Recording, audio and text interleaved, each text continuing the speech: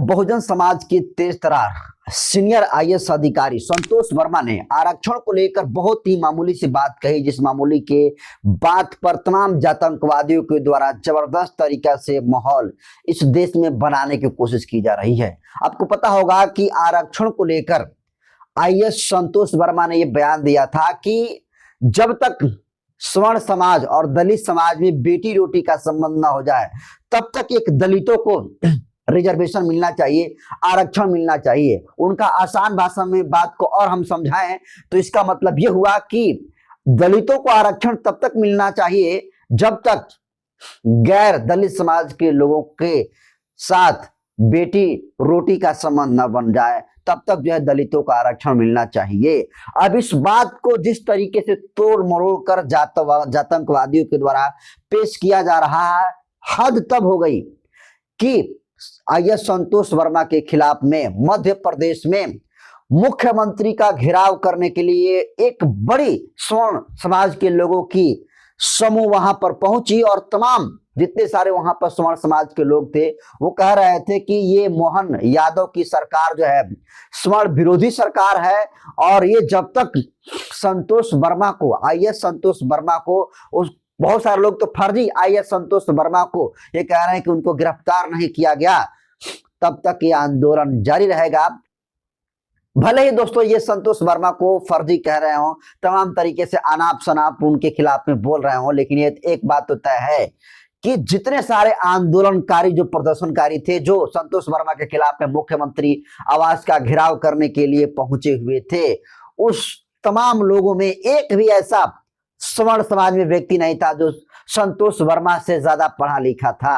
लेकिन छोड़िए, जिस तरीके से संतोष वर्मा के बयान को लेकर मध्य प्रदेश में हलचल हुई है, उसके खिलाफ में जिस तरीके से मुख्यमंत्री आवास का घेराव करने के लिए तमाम स्वर्ण समाज के लोग पहुंचे हुए थे और जिस तरीके से पुलिस ने लाठी चार्ज करके वाटर कैनन का प्रयोग करके जिस तरीके से इनको खदेड़ने का काम किया है, इसको लेकर तमाम अम्बेडकरवादियों में खुशी की लहर के तौर पर देखा जा रहा है। और अम्बेडकरवादी समाज के लोग, बहुजन समाज के लोग इस बात को लिख रहे हैं कि अगर ये आंदोलन कर रहे हैं संतोष वर्मा को बर्खास्त करने के लिए और अगर सरकार ने इनकी बात अगर गलती से भी मान ली और आईएएस संतोष वर्मा को अगर बर्खास्त कर दिया तो फिर सरकार को बहुजन समाज की बड़ी ताकत को झेलने के लिए तैयार रहना पड़ेगा। और सोचिए कि अगर पूरे बहुजन समाज के लोग गोलबंद होकर इन तमाम आतंकवादियों के खिलाफ में अगर मोर्चा खोल दें तो फिर क्या होगा, ये तो मोहन यादव की सरकार ही बताएगी। लेकिन जिस तरीके से संतोष वर्मा के खिलाफ में तमाम जो है प्रदर्शनकारी मुख्यमंत्री आवास का घेराव कर रहे थे और जिस तरीके से लाठी डंडे से उनकी खिंचाई हुई है और जबरदस्त तरीके से जो पुलिस अधिकारी थे मुख्यमंत्री आवास के घेराव के दौरान जितने भी सारे प्रदर्शनकारी वहां पर आंदोलनकारी जो है पहुंचे हुए थे संतोष वर्मा के खिलाफ में, उनके ऊपर लाठीचार्ज करती है और वाटर कैनन का प्रयोग करती है। और दोस्तों वाटर कैनन का प्रयोग मात्र से ही तमाम लोग जो है डर गए और सहम गए और वो लग रहा है कि बहुत बड़ा जो बम का गोला इन पर फूट गया है। तो ये छोटे मोटे मतलब छोटे पानी से डर जा रहे हैं और ये मुकाबला करेंगे बहुजन समाज के लोगों की। खैर, हम ये कहते हैं कि अगर लगता है कि सचमुच में आईएएस संतोष वर्मा ने गलत बोला है तो उनको फांसी दे दीजिए, फांसी पर चढ़ा दीजिए। लेकिन सवाल ये दीजिए उन तमाम लोगों से जो आज संतोष वर्मा के खिलाफ में मुख्यमंत्री के आवास का घेराव करने के लिए पहुंचे थे, अनाप शनाप संतोष वर्मा के खिलाफ में जिस तरीके से बोलने का काम कर रहे हैं तमाम लोग, वो तमाम लोग को मैं ये कह रहा हूं कि फांसी पर चढ़ा दीजिए, सरकार भी चढ़ा दे, लेकिन सिर्फ इन 3 सवालों का जवाब आप हमको दे दीजिए। उसके बाद आप आगे जो कुछ भी करते रहिए, हम उसका समर्थन कर सकते हैं। लेकिन सबसे मेरा पहला सवाल ये है कि जो संतोष वर्मा ने बयान दिया वो सिर्फ अपने बेटे को लेकर बयान दिया, लेकिन सोचिए एक अंधराचार्य बाबा है, सॉरी रामभद्राचार्य, जो इस देश के महिलाओं को यानी वाइफ का मतलब ऐसा कि वंडरफुल इंस्ट्रूमेंट फॉर एंजॉय, यानी औरत जो होती है वो एंजॉय का साधन होती है, ये रामभद्राचार्य ने बयान देने का काम किया था। और सोचिए कि इस देश में क्या बेटी बहनें एक एंजॉय के साधन है? नहीं ना।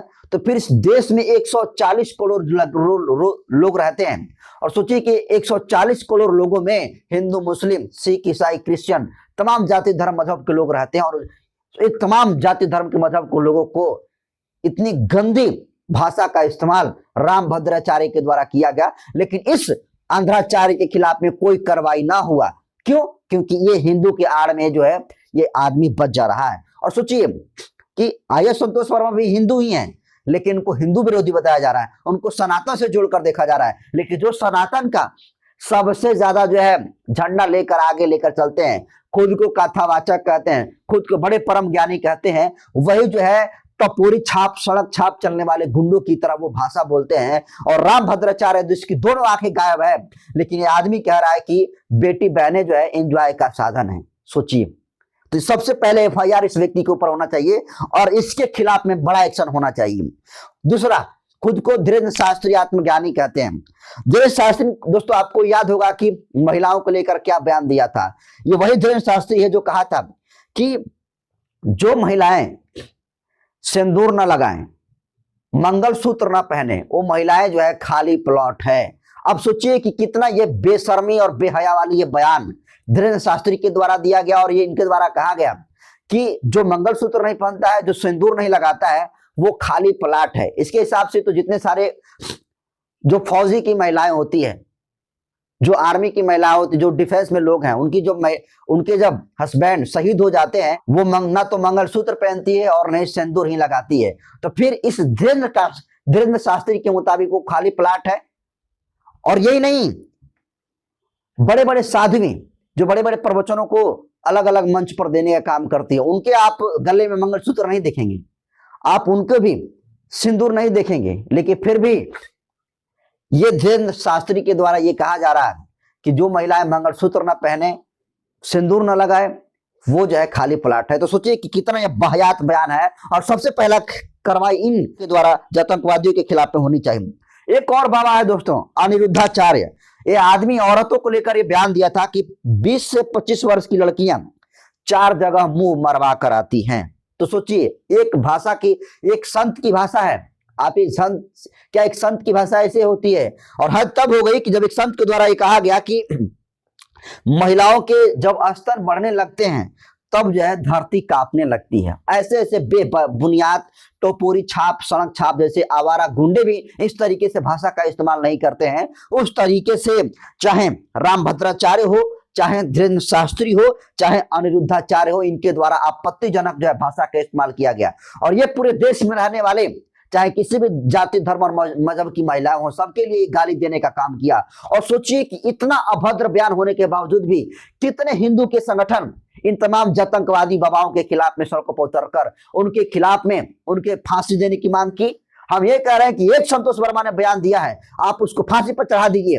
भले वो बहुजन समाज का बेटा है, कोई बहुजन समाज के लोग उनको बचाने के लिए नहीं आएगा, लेकिन उस संतोष वर्मा के ऊपर कार्रवाई करने से पहले इन फांसी पर चढ़ाइए रामभद्राचार्य को, जो महिलाओं को आनंद का साधन के रूप में देखता है।